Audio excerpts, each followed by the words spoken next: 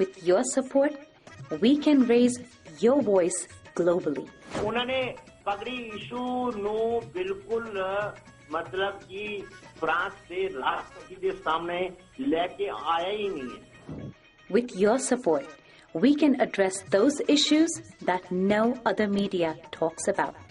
जो हाल अकालियां ने बादल क्या ने इन्होंने सिक्खी दिया तो बेड़ा गर्क किया है. With your support, we can bring you breaking news from around the world. It's about consulting our allies and having a dialogue. These lessons, as I stated, was learned while working with our coalition partners. With your support, we can educate and inform everyone about who Sikhs are and connect our youth to Sikhi. And it's just, representative of a culture that's all about peace. Support your TV channel and help us take your voices to everyone around the world for every human rights issue. United Sikhs ਜਥੇਬੰਦੀ ਨੇ French ਅਤੇ European courts ਦੇ ਨਾਲ-ਨਾਲ United Nations Human Rights Committee ਦਾ ਦਰਵਾਜ਼ਾ ਵੀ ਖੜਕਾਇਆ. All of this is only possible with your generous donations. Continue your support to us and let's go further together. To donate today, please log on to our website www.tv84.tv and donate via PayPal on our website, or you can mail us your donations to TV84 36-01 37th Avenue, Long Island City, New York 11101.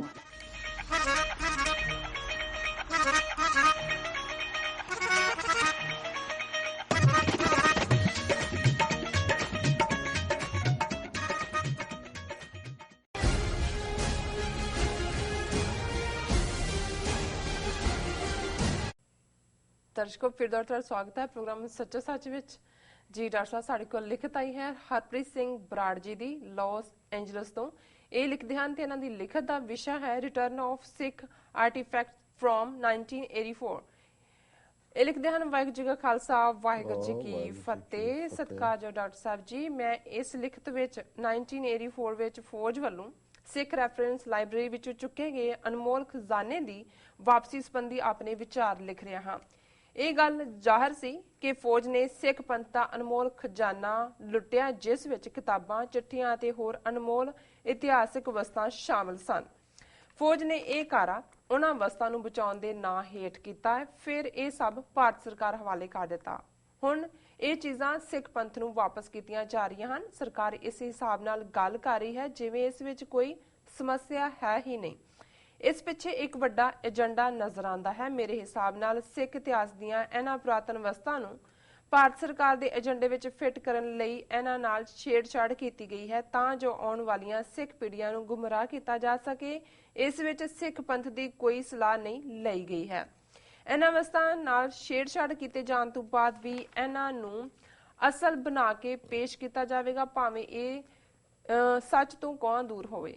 ਇਹ ਕਦਮ ਸਿੱਧੇ ਤੌਰ ਤੇ ਸਿੱਖ ਅਤੇ ਉਹਨਾਂ ਦੇ ਬੱਚਿਆਂ ਨੂੰ ਗੁੰਮਰਾਹ ਕਰਨ ਲਈ ਚੁੱਕਿਆ ਜਾ ਰਿਹਾ ਹੈ ਤਾਂ ਜੋ ਸਿੱਖਾਂ ਨੂੰ ਝੂਠਾ ਇਤਿਹਾਸ ਸੱਭਿਆਚਾਰ ਪੜਾਇਆ ਜਾ ਸਕੇ. ਇਹ ਖੇਡਾਂ ਖੇਡੀਆਂ ਜਾ ਰਹੀਆਂ ਹਨ. ਹੁਣ ਨੇੜਲੇ ਭਵਿੱਖ ਵਿੱਚ ਇਹ ਕਿਹਾ ਜਾਏਗਾ ਕਿ ਸਿੱਖ ਰੈਫਰੈਂਸ ਲਾਇਬ੍ਰੇਰੀ ਦਾ ਸਮਾਨ ਲੱਭ ਗਿਆ ਹੈ, ਪਰ ਉਹ ਅੱਜ ਵੀ ਇਹ ਇਹਨਾਂ ਦੇ ਕਬਜ਼ੇ ਹੇਠ ਹੈ. ਸਾਨੂੰ ਇਸ ਦੀ ਡੂੰਘਾਈ ਨਾਲ ਪੜਤਾਲ ਕਰਨੀ ਚਾਹੀਦੀ ਹੈ. ਇਹਨਾਂ ਇਤਿਹਾਸਕ ਦਸਤਾਵੇਜ਼ਾਂ ਬਾਰੇ ਚਰਚਾ ਸ਼ੁਰੂ ਕਰਨੀ ਚਾਹੀਦੀ ਹੈ ਅਤੇ ਇਹਨਾਂ ਵੱਲੋਂ ਜੋ ਸਾਨੂੰ ਦੱਸਿਆ ਜਾਵੇ ਉਸ ਉੱਪਰ ਭਰੋਸਾ ਨਹੀਂ ਕਰਨਾ ਚਾਹੀਦਾ. ਸਿੱਖਾਂ ਨੂੰ ਆਪਣੀ ਸੋਚ ਦਾ ਦਾਇਰਾ ਵਧਾਉਣ ਦੀ ਲੋੜ ਹੈ. ਇਸ ਮਸਲੇ ਤੇ ਆਪ ਜੀ ਦੇ ਕੀਮਤੀ ਵਿਚਾਰ ਜਾਣਨਾ ਚਾਹੁੰਦਾ ਹਾਂ. ਧੰਨਵਾਦ ਜੀ ਡਾਕਟਰ ਸਾਹਿਬ. ਵੀਰ ਹਰਪ੍ਰੀਤ ਸਿੰਘ ਬਰਾੜ ਜੀ ਦਾ ਬਹੁਤ ਬਹੁਤ ਸ਼ੁਕਰੀਆ. ਉਹਨਾਂ ਨੇ ਸਾਨੂੰ ਲਾਸ ਵੇਗਸ ਨੇਵਾਡਾ ਤੋਂ ਲਿਖਿਆ ਜੀ. ਇਹ ਬੜੇ ਸੁਲਝੇ ਹੋਏ ਵੀਰ ਨੇ, ਪੜ੍ਹਨ ਦਾ ਸ਼ੌਕ ਰੱਖਦੇ ਨੇ, एनालिटिकल माइंड है और TV 84 ਦੇ ਪਹਿਲੇ ਦਿਨ ਤੋਂ ਹੀ ਖੈਰ ਖਵਾਹ ਨੇ ਔਰ ਅਸੀਂ ਹਮੇਸ਼ਾ ਇਹਨਾਂ ਦੀ ਰਾਏ ਦੀ ਵੀ ਕਦਰ ਕਰਦੇ ਹਾਂ ਔਰ ਜਿਸ ਅੰਦਾਜ਼ 'ਚ ਪੰਥ ਨੂੰ ਪਿਆਰ ਕਰਦੇ ਨੇ ਮੈਂ ਸਮਝਦਾ ਕਿ ਵੀ ਇਹ ਬਹੁਤ ਥੋੜ੍ਹੇ ਨੇ ਜਿਨ੍ਹਾਂ ਦੇ ਵਿੱਚ ਗਿਆਨ ਐਨਾਲਿਸਿਸ ਵੀ ਹੁੰਦਾ ਹੈ ਔਰ ਫੇਥ ਵੀ ਹੁੰਦਾ ਹੈ. ਨਹੀਂ ਤਾਂ ਬਹੁਤ ਵਾਰੀ ਜਿੱਥੇ ਫੇਥ ਹੁੰਦਾ ਹੈ ਉੱਥੇ ਇੰਟੈਲੈਕਟ ਜਾਂ ਗਿਆਨ ਬਾਹਰ ਹੋ ਜਾਂਦਾ ਹੈ, ਉਸੋਂ ਇਹਨੂੰ ਅਸੀਂ ਬਲਾਈਂਡ ਫੇਥ ਕਹਿੰਦੇ ਹਾਂ. ਤੇ ਬਹੁਤ ਵਾਰ ਜਿਹੜੇ ਗਿਆਨ ਦੇ ਉੱਤੇ ਆਉਂਦੇ ਨੇ ਉਹ ਇੰਨੇ ਕੁ ਗਿਆਨਵਾਨ ਹੋਣ ਦਾ ਹੀ ਆਪਣੇ ਆਪ ਨੂੰ ਭਰਮ ਹੁੰਦਾ ਕਿ ਉਹਨਾਂ ਦਾ ਫੇਥ ਗਾਇਬ ਹੋ ਜਾਂਦਾ ਤੇ ਇਹ ਗੁਰੂ ਦੀ ਮੈਂ ਸਮਝਦਾ ਵੀ ਰਹਿਮਤ ਹੁੰਦੀ ਹੈ ਜਦੋਂ ਕਿ ਗੁਰੂ ਫੇਥ ਔਰ ਇੰਟੈਲੈਕਟ ਔਰ ਇਹੀ ਕਾਰਨ ਹੈ ਕਿ ਜਦੋਂ ਅਸੀਂ ਗੁਰੂ ਤੋਂ ਮੰਗਦੇ ਹਾਂ ਰੋਜ਼ਾਨਾ ਅਰਦਾਸ ਦੇ ਵਿੱਚ ਕਿ ਸਿੱਖਾਂ ਦਾ ਮਨ ਨੀਵਾਂ ਮੱਤ ਉੱਚੀ ਮੱਤ ਦਾ ਰਾਖਾ ਆਪ ਵਾਹਿਗੁਰੂ। ਪੱਤ ਨਹੀਂ ਵਿੱਚ ਲਾਉਣਾ, ਪੱਤ ਆਪੇ ਹੀ ਵਾੜ ਲੈਂਦੇ ਨੇ, ਹਰ ਇੱਕ ਨੂੰ ਆਪਣੀ ਪੱਤ ਦਾ ਜ਼ਿਆਦਾ ਫਿਕਰ ਹੁੰਦਾ ਹੈ। ਪੱਤ ਦੇ ਹੋਰ ਕੌਨਟੈਕਸਟ ਨੇ, ਇਸ ਕੌਨਟੈਕਸਟ ਦੇ ਵਿੱਚ ਅਰਦਾਸ ਦੇ ਸ਼ਬਦ ਬੜੇ ਕਲੀਅਰ ਨੇ ਕਿਉਂਕਿ ਮਨ ਨੀਵਾਂ ਹਿਊਮਿਲਿਟੀ ਹੈ। ਇਹ ਅਧਿਆਤਮ ਦੇ ਨਾਲ ਰੂਹਾਨੀ ਜੀਵਨ ਔਰ ਰੱਬ ਦੇ ਉੱਤੇ ਫੇਥ ਬਾਣੀ ਸਿਮਰਨ ਕੁਛ ਵੀ ਇਸ ਨੂੰ ਅਸੀਂ ਜਿਹੜਾ ਵੀ ਕਿਸੇ ਦਾ ਇਸ ਪਾਸੇ ਇਬਾਦਤ ਦਾ ਤਰੀਕਾ ਹੈ ਉਹਦੇ ਨਾਲ ਜੁੜਿਆ ਹੁੰਦਾ। ਹੰਕਾਰ ਜਿਹੜਾ ਉਹ ਰੂਹਾਨੀਅਤ ਤੋਂ ਬਿਨਾਂ ਨਹੀਂ ਟੁੱਟਦਾ। ਔਰ ਮੱਤ ਉੱਚੀ ਦੇ ਲਈ ਕਿਤਾਬਾਂ ਪੜ੍ਹਨੀਆਂ ਪੈਂਦੀਆਂ। ਇੰਟੈਲੈਕਚੁਅਲੀ ਤੁਹਾਨੂੰ ਉਹਨਾਂ ਲੋਕਾਂ ਦੇ ਨਾਲ ਜਿਹਨੇ ਇੰਜੀਨੀਅਰ ਬਣਨਾ ਹੈ ਉਹਦੇ ਲਈ ਇੰਜੀਨੀਅਰਿੰਗ ਦੀ ਪੜ੍ਹਾਈ ਹੈ, ਡਾਕਟਰ ਲਈ ਡਾਕਟਰੀ ਦੀ ਹੈ, ਪੋਲੀਟੀਕਲ ਸਾਇੰਸ ਲਈ ਪੋਲੀਟੀਕਲ ਸਾਇੰਸ ਦੀ ਹੈ ਲੇਕਿਨ ਜੇ ਤੁਹਾਡੇ ਅੰਦਰ ਰੱਬ ਦੀ ਯਾਦ ਨਹੀਂ ਹੈ, ਕੱਲੀ ਮੱਤ ਉੱਚੀ ਦੇ ਉੱਤੇ ਅਸੀਂ ਕੋਈ ਸਿੱਖ ਖਲੋਂਦਾ ਕਿਉਂਕਿ ਸਿੱਖ ਲਈ ਹੈ। ਦੂਸਰਿਆਂ ਦੇ ਵਿੱਚ ਹੋ ਸਕਦਾ ਹੈ ਜਿਨ੍ਹਾਂ ਨੂੰ ਕੋਈ ਨਾਸਤਕ ਵੀ ਨੇ ਜਿਨ੍ਹਾਂ ਦੀ ਮੱਤ ਉੱਚੀ ਹੁੰਦੀ ਹੈ, ਨੋਬਲ ਲੌਰੀਏਟ ਵੀ ਬਣ ਜਾਂਦੇ ਨੇ, ਪਰ ਇੱਥੇ ਸਿੱਖ ਦੇ ਕੌਨਟੈਕਸਟ 'ਚ ਗੱਲ ਹੈ ਕਿ ਭਾਈ ਸਾਡੇ ਲਈ ਮੱਤ ਉੱਚੀ ਤੇ ਮੱਤ ਦਾ ਰੱਖ ਕਿਉਂਕਿ ਜਦੋਂ ਹੁਣ ਬਹੁਤ ਸਾਰੇ ਜਿਨ੍ਹਾਂ ਦਾ ਅਸੀਂ ਜ਼ਿਕਰ ਕਰਦੇ ਹਾਂ ਬੇਸ਼ੱਕ ਉਹਨਾਂ ਨੇ PhDs ਕੀਤੀਆਂ, ਪਸ਼ੌਰਾ ਸਿੰਘ, ਗੁਰਿੰਦਰ ਮਾਨ, ਹਰਜੋਤ ਓਬਰਾਏ, ਅੱਜ ਵੀ ਹੋਰ ਵੀ ਆ ਗਏ, ਉਹਨਾਂ ਦੇ ਸਿਰਾਂ ਤੇ ਪੱਗਾਂ ਵੀ ਨੇ, ਕੇਸ ਵੀ ਨੇ, ਉਹਨਾਂ 'ਚੋਂ ਪਸ਼ੌਰਾ ਸਿੰਘ ਗ੍ਰੰਥੀ ਰਿਹਾ ਸੀ ਕੈਲਗਰੀ, ਉਦੋਂ ਉੱਥੋਂ ਨਿਕਲੇ। ਲੇਕਿਨ ਕਿਸ ਹੱਦ ਤੱਕ ਗਏ ਕਿਉਂਕਿ ਮੈਂ ਕੁਦਰਤੀ ਪਸ਼ੌਰਾ ਸਿੰਘ ਦਾ ਖਿਆਲ ਮੈਨੂੰ ਇਸ ਲਈ ਆਇਆ ਕਿ ਜਿਹੜਾ ਵਿਸ਼ਾ ਵੀਰ ਹਰਪ੍ਰੀਤ ਸਿੰਘ ਜੀ ਨੇ ਚੁਣਿਆ ਲਿਖਣ ਦੇ ਲਈ ਪਿਛਲੇ ਦਿਨਾਂ ਦੇ ਵਿੱਚ ਅਸੀਂ ਚਰਚਾ ਕੀਤੀ ਸੀ ਕਿ ਕਿਵੇਂ ਰਾਸ਼ਟਰੀ ਸਿੱਖ ਸੰਗਤ ਜਿਹੜੀ ਹੈ ਉਹ ਮਨੋਹਰ ਪਾਰੇਕਰ ਡਿਫੈਂਸ ਮਿਨਿਸਟਰ ਨੂੰ ਮਿਲਦੀ ਹੈ ਕਿ ਜੀ ਜਿਹੜੀ ਐਜ਼ ਏ ਪ੍ਰੀਕਾਸ਼ਨ ਤੁਹਾਡੀ ਫੌਜ ਲੈ ਆਈ ਸੀ ਉਹ ਹੁਣ ਸਿੱਖਾਂ ਨੂੰ ਵਾਪਸ ਕਰ ਦਿਓ ਕਿਉਂਕਿ ਡਾਰਕ ਡੇਜ਼ ਖਤਮ ਹੋ ਗਏ। ਨਾਲ ਹੀ ਜਨਰਲ ਜੇ ਸਿੰਘ ਆ ਜਾਂਦਾ ਜੀ ਅਸੀਂ ਤਾਂ ਉਦੋਂ ਹੀ ਕਰਕੇ ਸਰਕਾਰ ਨੂੰ ਦੇ ਦਿੱਤਾ ਸੀ।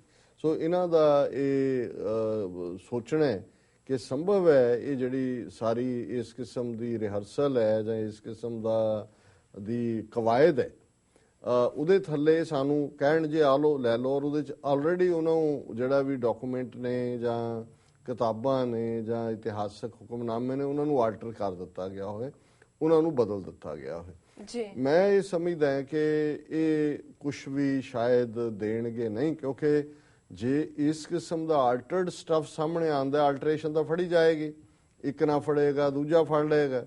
ਸੋ ਇਹ ਇਸ ਮੈਟੀਰੀਅਲ ਨੂੰ ਜਿਵੇਂ ਪਸ਼ੌਰਾ ਸਿੰਘ ਜਿਸ ਨੇ ਗੁਰੂ ਗ੍ਰੰਥ ਸਾਹਿਬ ਦੀ ਆਥੈਂਟਿਸਿਟੀ ਨੂੰ ਚੈਲੰਜ ਕੀਤਾ ਹੈ ਉਹਨੇ ਇੱਕ ਮੈਨੂਸਕ੍ਰਿਪਟ 1245 ਦੇ ਉੱਤੇ ਰਿਸਰਚ ਕੀਤੀ ਇਹ ਦੱਸਣ ਦੇ ਲਈ ਕਿ ਇਹ ਗੁਰੂ ਗ੍ਰੰਥ ਸਾਹਿਬ ਫਾਈਨਲ ਵਰਜ਼ਨ ਬਣਨ ਤੋਂ ਪਹਿਲਾਂ ਜਿਹੜਾ ਇੱਕ ਰਫ ਵਰਜ਼ਨ ਸੀ ਭਗਤ ਰਵਿਦਾਸ ਜੀ ਦੀ ਬਾਣੀ ਇਸ ਲਈ ਲਿਆਂਦੀ ਗਈ ਕਿ ਜੀ ਉਹਨਾਂ ਨੂੰ ਵਿੱਚ ਜੁਆਇਨ ਕੀਤਾ ਜਾਏ। ਮੂਲ ਮੰਤਰ ਪਹਿਲਾਂ ਇਵੇਂ ਸੀ ਦੂਜਾ ਇਵੇਂ ਸੀ। ਹੁਣ ਜਦੋਂ ਵੀ ਕਿਸੇ ਮੈਨੂਸਕ੍ਰਿਪਟ ਦੀ ਨੂੰ ਕੈਟਾਲੌਗ 'ਚ ਲਿਆਂਦਾ ਜਾਂਦਾ ਹੈ 1245 ਗੁਰੂ ਨਾਨਕ ਦੇਵ ਯੂਨੀਵਰਸਿਟੀ ਦੀ ਲਾਇਬ੍ਰੇਰੀ ਦੇ ਕੈਟਾਲੌਗ 'ਚ ਉਹਨੂੰ ਕੈਟਾਲੌਗ ਕੀਤਾ ਗਿਆ ਤੇ ਇਹ ਕਿਹਾ ਗਿਆ ਕਿ ਇਹ ਜਿਹੜੀ 1245 ਮੈਨੂਸਕ੍ਰਿਪਟ ਹੈ ਇਹ 1985 ਦੇ ਵਿੱਚ ਰਾਜਸਥਾਨ ਦੇ ਇੱਕ ਕਬਾੜੀਏ ਤੋਂ ਜਿਹੜੀ ਹੈ ਆਈ। ਹੁਣ ਜ਼ਾਹਰ ਹੈ ਕਿ ਵੀ ਇਹ ਜਿਹੜਾ ਕਿਉਂਕਿ ਜਦੋਂ ਤੁਸੀਂ ਲਾਇਬ੍ਰੇਰੀ 'ਚ ਰੱਖਦੇ ਹੋ ਉਹਦੇ 'ਚ ਮੀਣਿਆਂ ਦਾ ਲਿਟਰੇਚਰ ਵੀ ਹੈ, ਉਹਦੇ 'ਚ ਕੁਛ ਮਸੰਦਾਂ ਦਾ ਵੀ ਨਿਰਮਲਿਆਂ ਦਾ ਵੀ ਜਿਹੜੇ ਗੁਰੂ ਦੋਖੀ ਵੀ ਸੀ। ਜਦੋਂ ਤੁਸੀਂ ਕੰਪਾਈਲ ਲਿਟਰੇਚਰ ਜਿਵੇਂ ਜਨਮ ਸਾਖੀਆਂ ਨੇ ਮਿਹਰਬਾਨ ਵਾਲੀ ਜਨਮ ਸਾਖੀ ਹੈ, ਹੁਣ ਮਿਹਰਬਾਨ ਜਿਹੜਾ ਉਹ ਪ੍ਰਿਥੀਏ ਦਾ ਮੁੰਡਾ ਪ੍ਰਿਥੀ ਚੰਦ ਹੈ, ਸੋ ਉਹਦੇ 'ਚੋਂ ਆਪਣੇ ਆਪ ਨੂੰ ਉਹਦੇ ਆਪਣੇ ਪਿਓ ਨੂੰ ਜਿਹੜਾ ਉਹ ਗੁਰੂ ਨਾਨਕ ਬਣਾਉਣ ਤੱਕ ਗਏ। ਸੋ ਕੁੱਲ ਮਿਲਾ ਕੇ ਇੱਕ ਥਾਂ ਤੇ ਜਦੋਂ ਕੋਈ ਚੀਜ਼ ਇਕੱਠੀ ਹੁੰਦੀ ਹੈ ਇਹ ਜੇ ਕਰਨਗੇ ਇਹਨੂੰ ਇਸ ਤਰੀਕੇ ਨਾਲ ਜਿਵੇਂ 1245 ਨੂੰ ਇਹਨਾਂ ਨੇ ਕੈਟਾਲੌਗ 'ਚ ਲਿਆਂਦਾ ਕੁਵਾੜੀਏ ਤੱਕ ਪਹੁੰਚਾ ਕੇ ਔਰ ਫਿਰ ਪਸ਼ੌਰਾ ਲੱਭ ਲਿਆ ਜਿਹਨੇ ਜਾ ਕੇ ਉਹਦੇ ਤੇ ਕਰਨੀ ਸੀ ਤੇ ਉਹਨੇ ਆ ਕੇ ਚੈਲੰਜ ਕਰਤਾ ਕਿ ਜੀ ਇਹ ਜਿਹੜੀ ਹੈ ਆਥੈਂਟਿਸਿਟੀ ਨਹੀਂ ਹੈ ਕਿਉਂਕਿ ਇੱਕੋ ਵਾਰੀ ਇਹ ਨਹੀਂ ਹੋਇਆ ਤੁਰਕੀ ਬਾਣੀ ਨਹੀਂ ਹੈ, ਇਹਦੇ ਤਾਂ ਡਰਾਫਟ ਬਣੇ, ਇਹ ਡਰਾਫਟ ਬਣੇ। ਫਿਰ ਨੰਬਰ 2 ਉਹਨਾਂ ਨੇ ਲੱਭਿਆ ਗੁਰਿੰਦਰ ਮਾਨ, ਇਹਨੇ ਗੋਇੰਦਵਾਲ ਦੀਆਂ ਪੋਥੀਆਂ ਦੇ ਉੱਤੇ PhD ਕੀਤੀ ਤੇ ਉਹ ਇਹ ਸੀ ਕਿ ਜੀ ਇਹ ਜਿਹੜੀਆਂ ਨੇ ਫਲਾਣੇ ਭੱਲੇ ਟਾਂਡਾ ਉੜਮੜ ਰਹਿੰਦੇ ਨੇ ਗੁਰੂ ਅਮਰਦਾਸ ਦੇ ਉੱਥੇ ਪੋਥੀਆਂ ਮੈਂ ਜਾ ਕੇ ਦੇਖੀਆਂ ਕਿ ਬਈ ਉੱਥੋਂ 1245 ਤੋਂ ਜਿਹੜਾ ਗੋਇੰਦਵਾਲ ਦੀਆਂ ਪੋਥੀਆਂ ਤੱਕ ਗੱਲ ਫਿਰ ਤੀਜੀ ਸਕ੍ਰਿਪਟ ਤੁਹਾਡੀ ਗੁਰੂ ਗ੍ਰੰਥ ਸਾਹਿਬ ਬਣਦੀ। ਸੋ ਕੁੱਲ ਮਿਲਾ ਕੇ ਹਾਲਾਂਕਿ ਮੈਂ ਇਹਨੂੰ ਰੂਲ ਆਊਟ ਨਹੀਂ ਕਰਦਾ, ਇਹ ਕੁਆਇਟ ਪੋਸੀਬਲ ਹੈ, ਪਰ ਮੈਨੂੰ ਇਹ ਲੱਗਦਾ ਹੈ ਵੀ ਇਸ ਤਰ੍ਹਾਂ ਕਲੈਕਟਿਵਸ ਜੇ ਇਹ ਸਾਨੂੰ ਇਹ ਸਾਰਾ ਖਜ਼ਾਨਾ ਜਾਂ ਜ਼ਖੀਰਾ ਦੇਣਗੇ ਤੇ ਉਹਦੇ 'ਚ ਅਲਟਰੇਸ਼ਨ ਫੜੀ ਜਾਏਗੀ। ਇਹ ਇਸ ਤਰੀਕੇ ਦੇ ਨਾਲ ਇੱਧਰ ਉੱਧਰ ਪਲਾਂਟ ਕਰਕੇ ਕੋਈ ਹੋਰ ਜਾਲੀ ਸਾਧਨ ਕ੍ਰੀਏਟ ਕਰਕੇ ਇਹ ਉਹਨੂੰ, ਲੇਕਿਨ ਇਹਦੇ 'ਚ ਕੋਈ ਸ਼ੱਕ ਨਹੀਂ ਹੈ ਕਿ ਅਲਟੀਮੇਟ ਇੰਟੈਂਟ ਇਹਨਾਂ ਦੀ ਇਸ ਸਟੱਫ ਨੂੰ ਜਿਹੜਾ ਉਹਨਾਂ ਨੇ 32 ਸਾਲ 'ਚ ਮੋੜਿਆ ਨਹੀਂ ਹੈ, ਇਸ ਨੂੰ ਭਵਿੱਖ ਦੀਆਂ ਪੀੜ੍ਹੀਆਂ ਨੂੰ ਗੁੰਮਰਾਹ ਕਰਨ ਦੇ ਲਈ ਜਿਸ ਕਿਸਮ ਦਾ ਲਿਟਰੇਚਰ ਹੁਣ RSS ਰਾਸ਼ਟਰੀ ਸਿੱਖ ਸੰਗਤ ਛਪਾ ਰਹੀ ਹੈ, ਔਰ ਕਿਵੇਂ ਈਵਨ 에ਅਰਪੋਰਟ ਜਿਹੜੇ ਭਾਰਤ ਦੇ ਨੇ ਜਾਂ ਸਟੇਸ਼ਨਾਂ ਤੇ ਉਹਨਾਂ ਦਾ ਜਿਹੜਾ RSS ਦੀ ਵਰਜ਼ਨ ਹੈ ਸਿੱਖਾਂ ਬਾਰੇ, ਸਿੱਖ ਗੁਰੂਆਂ ਬਾਰੇ, ਸਿੱਖ ਸ਼ਹੀਦਾਂ ਬਾਰੇ, ਉਹ ਜਿਹੜੀ ਨੇ ਅਬੰਡੈਂਸ ਜਿਹੜੀ ਹੈ ਉਹ ਸਾਹਮਣੇ ਆ ਰਹੀ ਹੈ। ਸੋ ਇਹਨਾਂ ਦਾ ਬਹੁਤ ਬਹੁਤ ਸ਼ੁਕਰੀਆ ਵੀਰ ਹਰਪ੍ਰੀਤ ਸਿੰਘ ਜੀ ਦਾ, ਉਹਨਾਂ ਨੇ ਸਾਨੂੰ ਲਿਖਿਆ। ਜੀ ਡਾਕਟਰ ਸਾਹਿਬ, ਇੱਥੇ ਲੈਣਾ ਬ੍ਰੇਕ। ਵੀਅਰ ਤੁਸੀਂ ਇਸ ਤਰ੍ਹਾਂ ਮੇਰੇ ਨਾਲ ਮਿਲਦੇ ਹਾਂ ਛੋਟੇ ਜਿਹੇ ਵਕਫੇ ਤੋਂ ਬਾਅਦ।